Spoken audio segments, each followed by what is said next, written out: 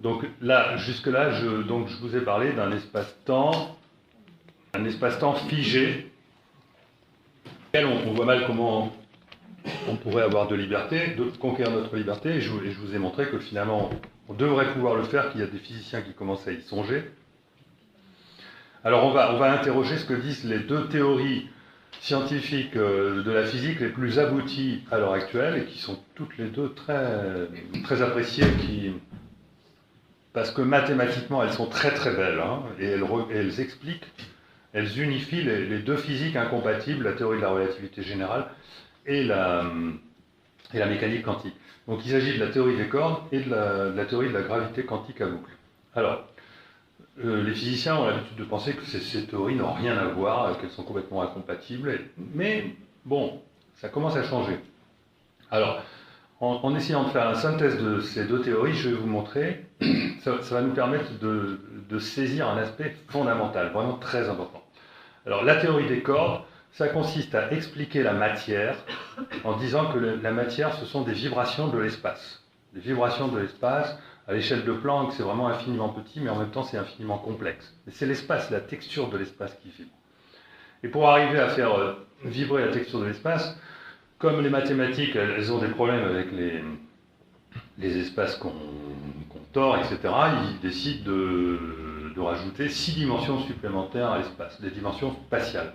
En fait, ils veulent arriver à faire vibrer les particules dans 6 dimensions de l'espace, parce qu'ils n'arrivent pas à faire vibrer l'espace lui-même pour que ces particules vibrent. C'est pour expliquer l'indéterminisme de la mécanique quantique. Bon, voilà.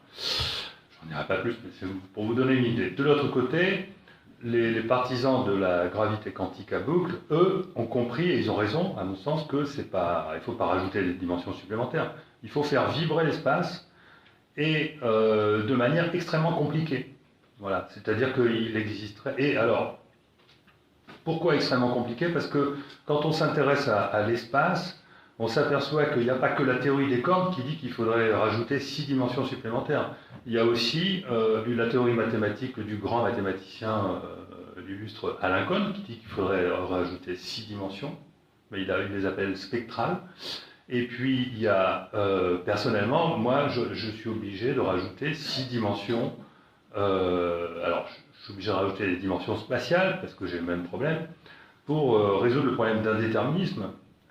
Et donc, c'est à chaque fois 6. Et en fait, tout ça, c'est pour dire que, en fait, il y a bel et bien besoin, si on veut conserver la vision la plus simple possible de l'espace, et on sait déjà que l'espace, il se tord, on sait déjà qu'il est élastique, donc on rajoute rien de plus en disant qu'on va définir 6 degrés de liberté, de vibration de cet espace. La physique a besoin d'ajouter 6 degrés de liberté supplémentaires pour faire vibrer l'espace dans sa structure intime, à l'échelle infiniment petite. Voilà, ça c'est la conclusion. Comme ça, je ne vous embête pas trop avec ça. Et donc, voilà, qu'est-ce qui se passe? Alors maintenant, le point clé. Vous vous souvenez que j'ai dit le temps n'existe pas. Donc ça veut dire quoi? Ça veut dire que l'erreur à faire, c'est de faire vibrer cet espace dans ce temps-là. C'est ce que font les physiciens de la théorie des cordes. Eux, ils font vibrer l'espace dans le temps illusoire. Mais ils le font depuis des décennies, bien avant qu'on ait supprimé le temps en physique. Mais là, maintenant, ils sont fichus, parce que maintenant, les deux physiques sont d'accord que le temps n'existe pas. Donc on ne peut plus faire vibrer l'espace dans un temps qui n'existe plus. On est obligé de le faire vibrer dans un autre temps. Et si on fait vibrer dans un autre temps qui n'est plus le temps présent, ça veut dire qu'on le fait vibrer partout simultanément, exactement comme la surface d'une mer. C'est-à-dire que, imaginez, vous voyez cette mer ici, imaginez que par exemple le passé soit à gauche et que le futur soit à droite. Ça vibre partout. On s'en fiche de savoir où se trouve le présent là-dedans. Et simplement, qu'est-ce qui se passe? Vous prenez une ligne temporelle maintenant, par exemple la trajectoire suivie par un bateau dans un espace qui vibre de cette manière-là. Imaginez que cet espace soit gelé. hein. Imaginez qu'il soit complètement plat ou qu'il soit gelé. Mécaniquement, le bateau, il aurait toujours la même trajectoire, parce que tout serait parfaitement défini, il y aurait un déterminisme total sur la trajectoire du bateau. Mais si vous vous mettez à dégeler cette mer de vibration, à ce moment-là, le bateau peut avoir plusieurs trajectoires. C'est-à-dire que si vous revenez dans une vie, imaginez que là, en bas, c'est votre naissance et en haut, c'est votre mort, voilà. Le fait que l'espace-temps puisse vibrer, donc que cette mer puisse avoir de vraies vagues, ça peut faire que votre vie change. Donc ça commence à devenir intéressant. Et il faut savoir que ces vibrations de l'espace, de toute façon, on les a observées. On ne sait pas si c'est des vibrations dans le temps ou hors du temps, mais on sait que le faux temps, l'ancien temps n'existe plus. Mais les ondes gravitationnelles, ce sont des vibrations de l'espace. On en a observé il n'y a pas longtemps, qui sont des ondes gravitationnelles, soi-disant émises par le Big Bang. Oui, ok, bon, condition de voir le Big Bang comme ça. Mais je vous parle de choses qui existent. Donc de vibrations de l'espace. Et ces vibrations de l'espace, via l'image que je viens de vous donner, sont susceptibles de nous donner la liberté de changer nos vies. Et figurez-vous que ce modèle... Alors, voilà. Donc on appelle ces vibrations hors du temps, on les appelle des vibrations quanto-gravitationnelles, parce que pour que ce soit vrai, qu'on puisse faire vibrer l'espace, on a le droit de le faire, mais c'est seulement au niveau quantique, à une échelle infiniment petite. Or, le grand Roger Penrose, illustre physicien mondial, est en train d'établir un modèle où il nous dit que la conscience réduit les états quantiques dans le cerveau. Dans le cerveau, il y a des effets de gravitation quantique, c'est-à-dire que la conscience serait liée aux vibrations de l'espace qui sont à l'œuvre dans notre cerveau. Et il affirme avec un médecin, un professeur de médecine, Stuart Amroth, qu'il y a des signes de l'existence d'un état de cohérence quantique dans les microtubules.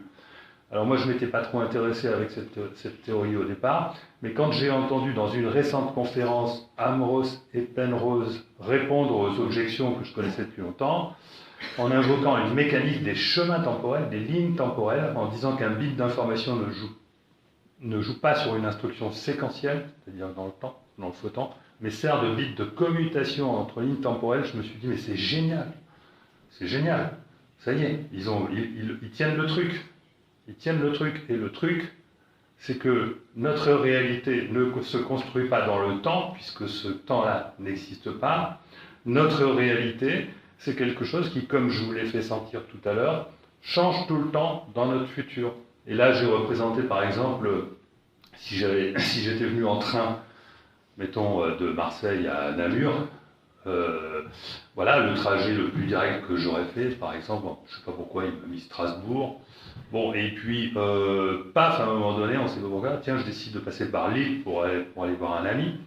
Paf, d'un coup, ma ligne temporelle, elle change. Voilà comment ça se passe. C'est-à-dire que une simple décision, libre, hein, la question de la liberté, c'est autre chose, on verra après, a modifié instantanément, apparemment, mais en fait c'est instantané, la ligne temporelle qui vous attend dans votre futur.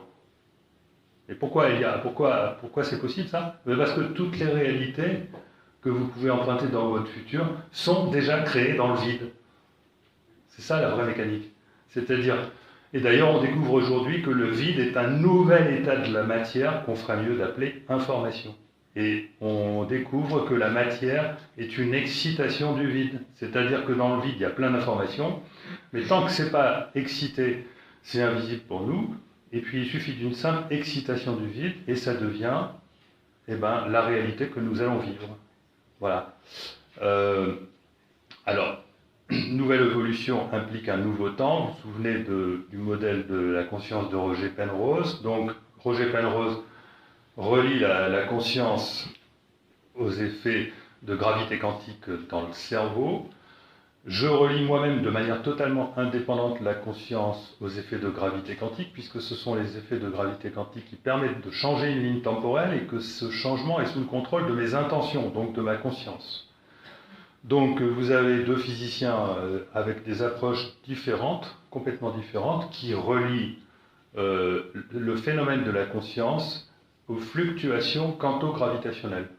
Gravitationnelles, c'est parce que toute fluctuation de l'espace est est forcément gravitationnelle, parce que c'est la gravitation qui tord l'espace. Et quantique, c'est parce que ça a lieu à une échelle extrêmement petite. Et ce n'est pas parce que cette échelle est infiniment petite que ça n'empêche pas que la ligne temporelle puisse considérablement changer dès qu'on change un chouïa. Donc je propose un modèle de la conscience, un modèle physique qui consiste à définir la conscience comme étant composée de 3 centres, un centre énergétique, un centre spectral et un centre spatial. Pourquoi? Parce que lorsque vous voulez modéliser l'espace-temps qui règne dans votre cerveau, puisqu'on parle d'espace-temps, hein, donc visualiser au lieu que ce soit à 4 dimensions, cette zone d'espace-temps qui se trouve dans votre cerveau mais aussi dans votre corps et que vous ressentez, qui est votre conscience, imaginez que c'est à 2 dimensions. Si c'est à 2 dimensions, on peut l'imaginer à nouveau comme un morceau de mer, un carré de mer en vibration. Voilà, ce carré de mer en vibration, il a quoi? Il a une structure spatiale, il a une structure temporelle, dans le vrai temps, hein, ce coup-ci. C'est-à-dire qu'il a des vibrations, et il a une amplitude. Donc ça fait 3 grandeurs physiques indépendantes, différentes, et qui permettent à elles seules de caractériser exactement cette structure spatiale. Donc je répète, l'amplitude permet de caractériser l'énergie, l'amplitude est liée à l'énergie, permet de caractériser le point de focalisation de la conscience, là où on ressent les choses parce qu'il y a de l'amplitude.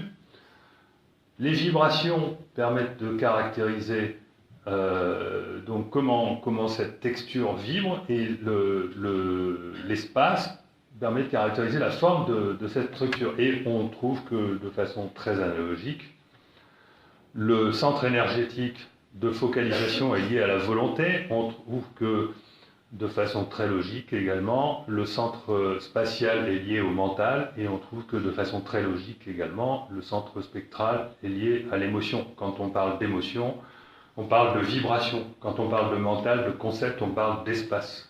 Et quand on parle de volonté, de quelqu'un qui a conscience, c'est quelqu'un qui focalise son attention sur quelque chose en particulier. Donc on a la volonté, ça représente l'identité, le mental, ça représente les pensées, l'intelligence, et l'émotion, ça représente les sentiments. Et c'est aussi les 3 sont en analogie pour la volonté avec le cœur, pour le mental avec la tête, et pour l'émotion avec le ventre. Et ça, je pense que les psychologues ou les gens qui s'intéressent à ce genre de choses connaissent un peu ces choses-là. Donc voilà, 3 types d'informations. Souvenez-vous que pour caractériser les vibrations quanto-gravitationnelles, on a besoin de 6 degrés de liberté, et pas 3. Mais justement, parce que le problème, c'est que la conscience ne peut pas agir sur la matière. Là, je vous ai défini la conscience comme étant une entité qui existerait sans que l'espace existe. Notre réalité n'existe pas. C'est au niveau de Dieu lui-même, si vous voulez. Avant que l'espace-temps existe, existait la conscience. C'est dans cet esprit-là. La conscience est première. Sans conscience, rien ne peut exister. Donc, vous partez de là.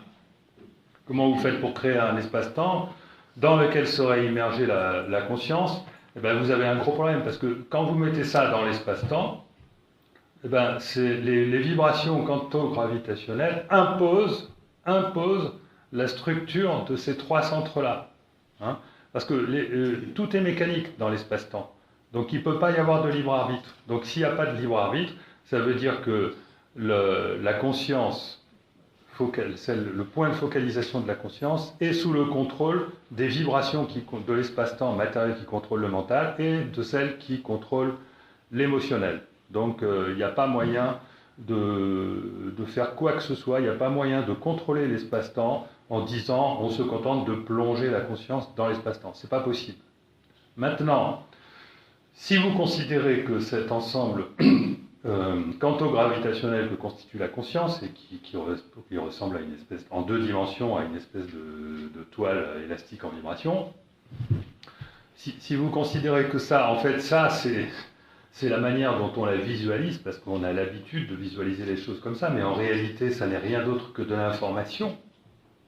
Parce que la réalité, elle n'existe pas telle qu'on la perçoit. Si vous considérez que ce n'est rien d'autre que de l'information, vous avez le droit de dire on va bâtir une interface entre l'extérieur de l'espace-temps et l'intérieur de l'espace-temps. Une interface entre l'esprit et la matière. Et là, bon, moi je suis informaticien et je raisonne de différentes façons. Et je veux dire, imaginons que Dieu soit un informaticien, qu'est-ce qu'il ferait? Son objectif, c'est de faire évoluer l'espace-temps en modifiant les lignes de vie à l'aide de fluctuations quanto-gravitationnelles, c'est-à-dire d'informations. Les problèmes d'informatique qu'il a à résoudre, c'est d'abord impossible de changer une vie sans interagir sur toutes les autres. Et c'est un bordel. Hein. Donc, impossible de le faire un seul bloc. Si vous changez la moindre chose dans une vie, les rencontres ne sont pas les mêmes, c'est impossible de le faire, donc c'est pas possible. Donc, il faut absolument prévoir des mises à jour séquentielles de réorientation. C'est-à-dire que vous devez faire ça petit à petit et prévoir des mises à jour parce que les choses ne vont pas forcément aller comme vous le pensez. Il faut prévoir un apprentissage permettant de mettre en œuvre mécaniquement le libre arbitre via encore une autre connexion. Et il ne faut surtout pas laisser cette connexion consciente. Il ne faut surtout pas laisser notre connexion d'esclave à l'intérieur de l'espace-temps, il ne faut surtout pas la laisser consciente. Parce que si elle était consciente, nous aurions la mémoire du futur. Et cette mémoire du futur est totalement incompatible avec notre apprentissage. Si on vous annonce que vous allez vivre quelque chose d'horrible dans les 5 minutes qui viennent, vous allez l'accepter de façon zen, comme ça. Bon. Et pourtant, c'est peut-être un passage obligatoire, etc., etc. On pourrait polémiquer là-dessus. Ensuite, de toute façon, il n'y a pas, la conscience est quelque chose qui a besoin d'évoluer. Et avant d'atteindre le niveau d'évolution, pour avoir cette plénitude d'information, il faut quand même peut-être passer par certains cas. Donc, deuxième raison, angoisse considérable face au changement. Et enfin, la conscience serait de toute façon submergée par toutes les informations que vous avez sur votre vie et qui vous sont inconscientes. C'est-à-dire qu'il y a quelque chose en vous qui a toutes ces informations concernant la mémoire de votre futur et qui a tout sur le sens de votre vie, etc. Mais il faut absolument la laisser inconsciente. Et on la met. Et donc, ça, on le garde inconscient, c'est ce qu'on appelle le subconscient, et ça sert de système de guidage. Et inversement, comme votre conscience du moi, parce que là, je fais apparaître le soi, elle doit être liée à la matière, elle doit être reliée donc à la mécanique, au corps, via ce qu'on appelle l'inconscient. Donc il y a deux sortes d'inconscient, il y a l'inconscient lié à la matière, et il y a l'inconscient lié à l'esprit, c'est-à-dire à l'extérieur de l'espace-temps. Alors je n'ai pas trouvé de mots pour définir la conscience totalement mécanique. J'ai cherché des mots, alors il y a Freud qui appelle ça le ça, Jung il n'en parle pas trop, bon, ça ressemble un peu à ce qu'il appelle l'anima, donc moi j'appelle ça conscience mécanique, mais bon, pour faire joli, j'ai décidé de l'appeler anima. Et donc nous aurions notre état de conscience ordinaire, ce serait le moi, et le moi serait en fait une interface entre la véritable conscience qui contient toutes les informations sur notre vie et qui est le soi, et ce que j'appelle l'anima, mais on peut l'appeler autrement, et qui serait la conscience animale. Et donc, voilà le modèle que je propose. Donc, ça consiste à dire que l'interface que constitue la conscience, quant au gravitationnel, et qui a 6 centres, vous voyez ces 6 centres ici représentés dans, on va dire, les 6 dimensions supplémentaires de l'espace, ou les 6 degrés supplémentaires de l'espace, qui sont des degrés liberté vibratoire. Voilà. Et ce qu'on appelle l'âme, ça n'est rien d'autre que l'interface entre l'espace-temps matériel, la matière, et l'esprit, donc qui relève de la conscience pure. Et cette âme, ça n'est rien d'autre qu'un système d'apprentissage. Voilà. Et donc c'est ce qu'on appelle aussi, dans ce monde particulier qui contient les âmes, c'est ce qu'on appelle le monde de la psyché. Et donc il y aurait 4 niveaux tels qu'on le présente comme ça. il y aurait la source d'information qui est avérée par la physique, il y aurait le système d'embarquement.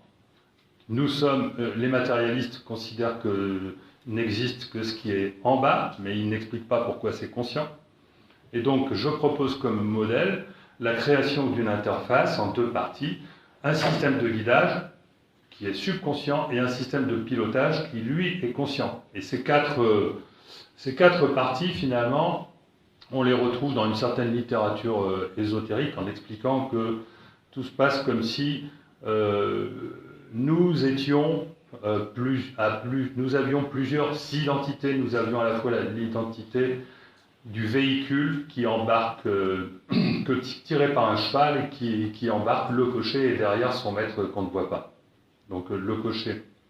Nous serions finalement à la place du cheval et donc l'amélioration de la prise de conscience qu'on pourrait avoir, ce que beaucoup appellent le passage dans la quatrième dimension, ou je ne sais pas quoi, ça consiste à acquérir petit à petit le statut du cocher grâce à une évolution de la conscience qui fait qu'on peut enfin recevoir ces informations parce que on a une conscience qui est suffisamment, donc une évolution de conscience suffisante. Donc les talents, alors ce qui est intéressant là-dedans, c'est que donc tout à l'heure on a parlé de qu'est-ce qui se passe après la mort, avant, que devient ma vie avant, etc. Avec ça on peut commencer à comprendre des choses.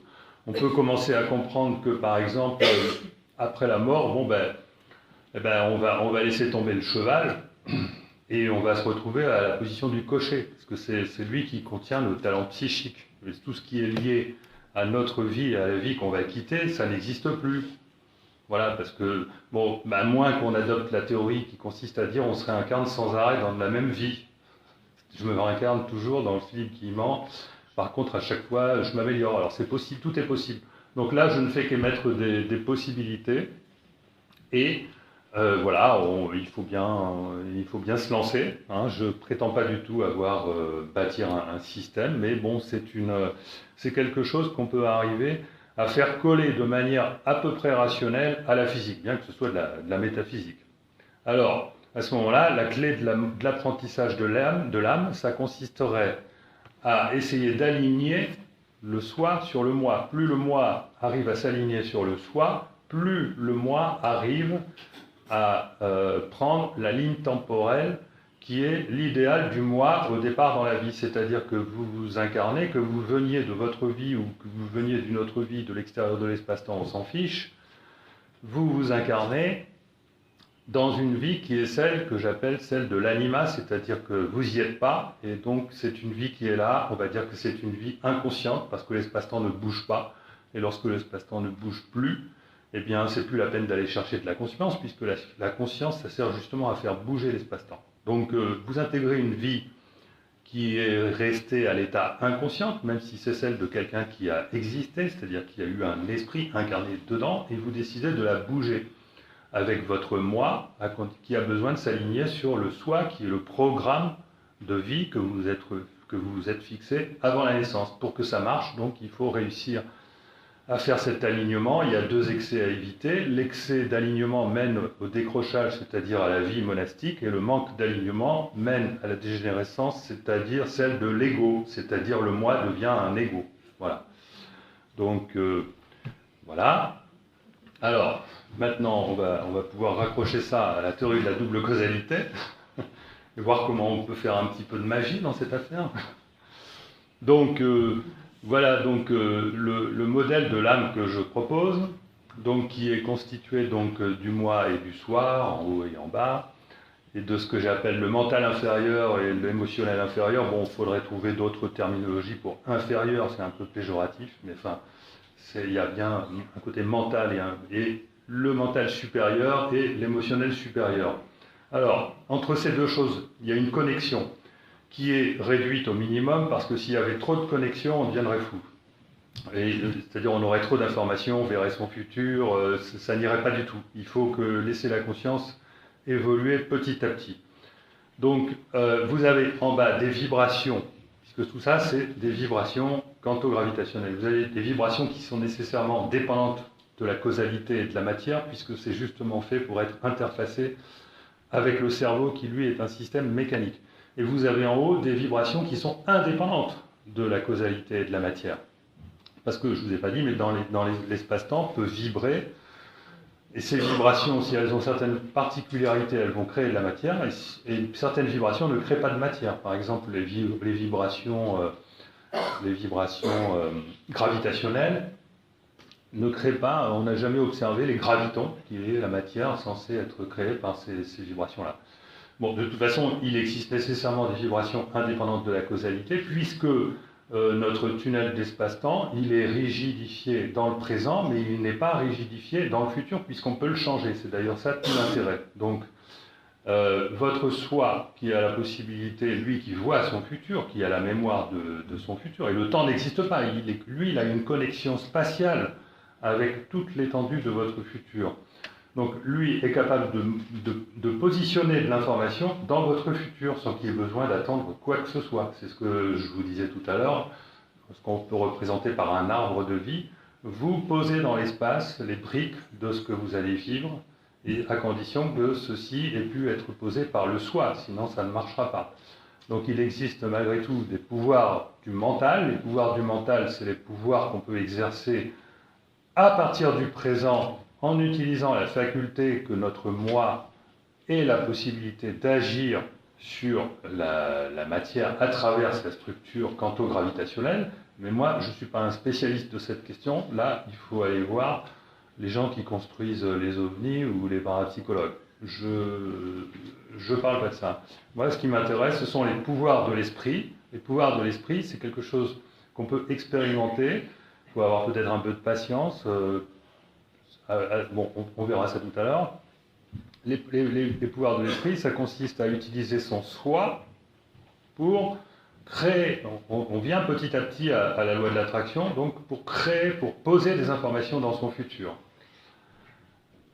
Comment est-ce qu'on peut visualiser ce futur, dont je le répète, qui n'a rien à voir avec un futur, quelque chose qu'il faudrait attendre, mais qui existe déjà, puisque c'est l'espace-temps insuffisamment configuré, comme disait Étienne Klein. Pourquoi est-ce qu'il n'est pas suffisamment configuré? Parce qu'il y a une partie de l'information qui se trouve au centre. Alors j'ai représenté ça sous la forme d'un tourbillon. Au centre, vous avez le présent, qui est ce qui a lieu dans le court terme, dans le présent immédiat, qui contient tous les événements que vous allez vivre, comme ce soir, comme demain matin. Et tous ces événements sont déjà clairement définis. Demain matin, vous allez rencontrer votre fille obligatoirement, enfin, etc. Enfin, à moins que... Enfin, tout ce que vous allez vivre obligatoirement, quasiment. Et puis, dans le moyen terme, il peut y avoir différents scénarios, mais tout ça a déjà commencé à s'aligner, hein, tout ça a déjà commencé à s'organiser. Et puis, dans le plus long terme, eh ben, il y a des intentions qui ont déposé et qui ont dit authentiquement, bah, tiens, je vais faire ça. Tiens, à la moindre occasion, je fais ça, par exemple. Bon. Eh bien, toutes ces informations, ce sont des informations que vous déposez dans le futur et qui ont déjà reçu des noms, hein, que Rupert Sheldrake appelle des champs morphiques, que donc mon ami François Martin appelle la psyché quantique, que Jung appelle des archétypes, qu'on appelle également des égrégores, que moi j'appelle des bulles événementielles. Ce sont simplement des chaînes de causalité qui sont présentes dans le vide quantique, mais non excité, mais dense. C'est-à-dire que le vide, si vous voulez, il est plus ou moins dense. Et que lorsque le vide devient très dense, et là, il est excité, et lorsque cette densité de vide, hein, cette densité-là, j'ai représenté de la densité du vide dans les grisets de mon arbre de vie, lorsque donc mon tunnel de vie va passer par les zones de densité, et lorsqu'il va passer par les zones de densité, ça va exciter le vide et ça va faire partie de notre réalité future et il n'y aura plus qu'à attendre. Donc vous avez donc vous avez le modèle de l'âme au milieu, là, avec les 6 centres, et vous avez les informations hors espace-temps, sont incarnées par l'esprit. Alors on va dire que la liaison entre l'esprit et le soi, c'est simplement la mise à jour. D'accord? C'est une mise à jour, un téléchargement d'informations. Donc ça c'est un résumé qui montre que on aboutit à une conception de l'espace-temps décadimensionnel, à 4 dimensions le monde matériel, à 6 dimensions le monde immatériel de la psyché, et quelque chose qu'on ne connaît pas et qui correspondrait au monde des idées de Platon. Et j'ai rajouté, ah oui, c'était 4, je voulais parler de 5, j'avais changé le titre, là j'étais un peu, je voulais parler de 5 niveaux de temporalité. Il y a un premier niveau de temporalité en bas qui est le présent, c'est-à-dire la matérialisation dans le présent, c'est-à-dire l'espace-temps qui est sous le contrôle de notre conscience finalement, dans le présent il se cristallise. Et ça, toutes les traditions bouddhistes, hindouistes, de sages anciennes, vous disent que la matière, c'est une cristallisation de la conscience. Eh bien, on est exactement là-dedans. Moi, je vous confirme que la physique est prête d'acter le fait que la matière est simplement une cristallisation de la conscience. Voilà. Et donc ça se passe dans le présent. Ensuite, vous avez les différentes temporalités à partir duquel le libre arbitre commence à apparaître progressivement. Alors chez l'animal, on dit qu'il n'y a pas de libre arbitre. Moi, je pense qu'il y a toujours un petit peu de libre arbitre, même si c'est pas beaucoup, et que les animaux, ils ont une âme, donc ils doivent avoir un processus évolutif qui leur permet un apprentissage, donc il y a toujours un petit peu de libre arbitre. Ensuite, le libre arbitre de l'homme, ensuite le libre arbitre de l'homme, on va dire, qu'on n'a pas encore atteint, ou celui qu'on rejoindra après notre mort, et ensuite le vrai libre arbitre, celui de l'esprit. Bon, je devrais le retravailler, ce machin-là. Donc tout ça, je le résume. Revenons à notre... voilà, moi je suis un informaticien. Et là, une des raisons pour lesquelles je n'ai pas de soucis par rapport aux physiciens mainstream qui font beaucoup de mathématiques et qui sont très renommés par rapport à tout ce qu'ils font. Moi aussi, j'ai fait beaucoup de mathématiques.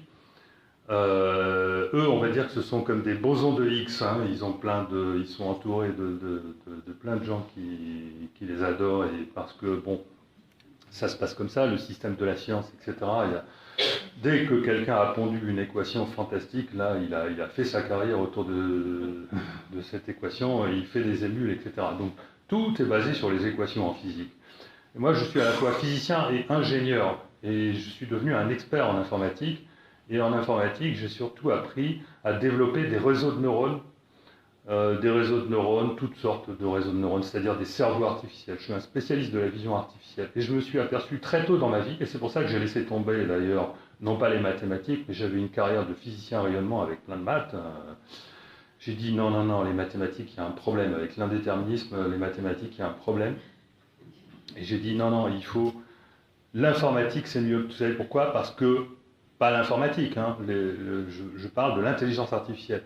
Parce que quand j'avais 25 ans, je savais mettre en équation, je savais non pas mettre en équation, mais je savais programmer, développer n'importe quelle équation. On me donnait n'importe quelle équation, je savais la mettre dans la machine. Je savais transformer en algorithme n'importe quelle équation. D'accord? Et ensuite, donc, je me suis dit, bon, bah, c'est bien, super. On va continuer à transformer les équations en algorithmes, etc. Et après, je me suis aperçu que, ah mais non, mais si on veut faire des choses intelligentes, à un moment donné, on est obligé de laisser tomber les équations. Et j'ai commencé à prendre mes libertés, et j'étais mal à l'aise au début, non mais là, tu prends trop de libertés. Et après, je me suis dit, non mais laisse tomber définitivement les équations, tu vois bien que ça te tire vers le bas. Et j'ai commencé à fabriquer des systèmes intelligents, des robots, des robots qui ont la vision, en laissant tomber les équations, mais en partant uniquement des algorithmes. Je veux dire quoi? Ça veut dire que quand je vous dis qu'à l'avenir, les algorithmes vont surpasser les équations, je ne vous dis pas des conneries. Et ça veut dire quoi? Ça veut dire que lorsqu'on aura compris qu'il faut raisonner en termes de physique de l'information, c'est-à-dire avec des algorithmes pour mieux comprendre l'univers, à ce moment-là, on sera capable de réaliser un modèle de l'espace-temps qui va enfin introduire les notions d'âme, d'esprit et de conscience dont on a besoin depuis belle lurette. Voilà. Et donc, le spécialiste des réseaux de neurones que je suis, il trouve quelque chose d'extrêmement séduisant dans le fait de dire que l'espace-temps, pour le faire évoluer en dehors du temps, il a besoin d'un immense cerveau. Et pour simplifier, on va prendre un réseau de neurones à 2 couches, le truc dont j'avais l'habitude de programmer ça.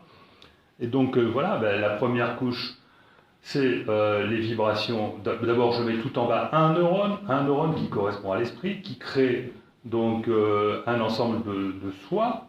et puis dans le domaine des vibrations indépendantes de la matière, et chaque soi crée un ensemble de moi. Et à partir de là, vous avez toutes les théories possibles de l'incarnation, incarnation simultanée, réincarnation. Bon, la dernière, dans une précédente conférence, j'avais dit, moi je ne crois pas dans la théorie de la réincarnation parce que il faut voir ça comme des incarnations simultanées. Effectivement, comme nos vies passées continuent d'exister en même temps que nos vies futures, ça ne sert à rien de faire appel à la notion de réincarnation. Bon, je suis peut-être allé un peu vite, et puis une personne dans le public n'était pas très contente. Alors, je reviens sur ce que j'ai dit. On a le droit de penser que non seulement on peut envisager le concept d'incarnation simultanée, mais on peut éventuellement envisager également le concept de réincarnation. Moi, je ne suis pas un homme des systèmes, mais ceci est suffisamment riche pour qu'on puisse tout envisager. C'est-à-dire que votre moi, lorsque vous êtes mort, il est certainement relié à un soi qui a autre chose à faire que votre vie et qui a d'autres vies. Mais si on le considère depuis l'extérieur de l'espace-temps, vous avez bien des incarnations simultanées. Si on le considère depuis l'intérieur et au niveau du soi, ben par contre, là, effectivement, ça peut être vu comme des réincarnations. Parce que le temps, c'est une illusion. Et donc, il n'a pas la même gueule à l'intérieur ou à l'extérieur. Donc, voilà. Donc tout ça pour dire que vous avez le droit de penser ce que vous voulez au niveau de l'incarnation. On peut avoir une seule incarnation, on peut se réincarner, on peut avoir des identités multiples, il n'y a pas de problème. Voilà. Donc tout ça pour en venir, pas un peu trop long, hein, ça va Nathalie? Si le public a besoin de faire une pause... Non, ils n'ont pas envie. Non, je sais pas. Que j'ai peur d'en avoir mis trop. Je pense qu'une pause de 5-10 minutes, ça ferait du bien parce que ça permettrait de décanter un peu.